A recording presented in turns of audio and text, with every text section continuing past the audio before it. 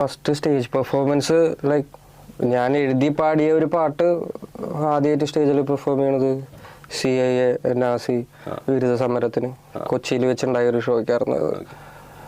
അയ്യോ അത് വലിയ പരിപാടിയായിരുന്നു. അന്ന് ഞാനൊരു ബ്ലാക്ക് ടീഷർട്ടിന്റെ മേലെ ഒരു വൈറ്റ് ഷർട്ടൊക്കെ ഇട്ടിട്ടായിരുന്നു പെർഫോം ചെയ്യുന്നത്. മുടിയൊക്കെ വളർത്തിയിട്ട് ഒരു കോലായിരുന്നു.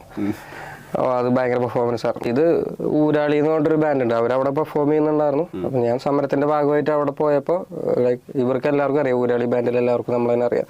നമ്മളിങ്ങനെ ചെറിയ പാട്ട് പരിപാടി ഉള്ള കാര്യം അവർക്കറിയാം. അവര് തന്നൊരു വേദിയാണ് അത്. ആക്ച്വലി ആദ്യത്തെ ടിക്കറ്റ് ഷോ എപ്പോഴായിരുന്നു എനിക്ക് ഓർമ്മയില്ല. ആദ്യത്തെ ടിക്കറ്റ് ഷോ എപ്പോഴായിരുന്നു. പിന്നെ അത് ഉള്ളതിന്റെ ഒരു കാര്യം എന്താ വെച്ച് കഴിഞ്ഞാൽ ലൈക്ക് മലയാളത്തിൽ ഇൻഡിപെൻഡന്റ് മ്യൂസിക് ഇൻഡസ്ട്രിയുടെ ഒരു വളർച്ചയാണ് അത്. നമ്മളെ ഇൻഡിപെൻഡന്റ് ആയിട്ടുള്ള ഒരു ആർട്ടിസ്റ്റിനെ കാണാൻ വേണ്ടിയിട്ട് ടിക്കറ്റ് എടുത്ത് വരിക എന്ന് പറയുമ്പോൾ ഭയങ്കര സന്തോഷമുള്ള കാര്യമാണ് അത് ആക്ച്വലി.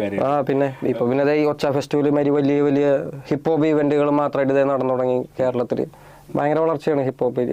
മലയാളത്തിലെ ഇൻഡിപെൻഡന്റ് മ്യൂസിക് ഇപ്പോൾ ഭയങ്കര വളർച്ചയാണ്. അല്ല എനി കൈൻഡ് ഓഫ് മ്യൂസിക് നല്ല വളർച്ചയുണ്ട് ഇപ്പോൾ. ഈ ഒരു മ്യൂസിക് ഇൻഡസ്ട്രിയിലേക്കാണ് പ്രൊഫഷൻ നോക്കുന്നത് എന്നൊക്കെ വീട്ടിൽ ആദ്യം പറഞ്ഞപ്പോഴേ എങ്ങനെയാണ് വീട്ടുകാർ അതിന്റെ അടുത്തത്? അതൊക്കെ ഓക്കെ നീ നോക്കിയോ, നല്ല സപ്പോർട്ടീവായിട്ട് എടുത്തോ?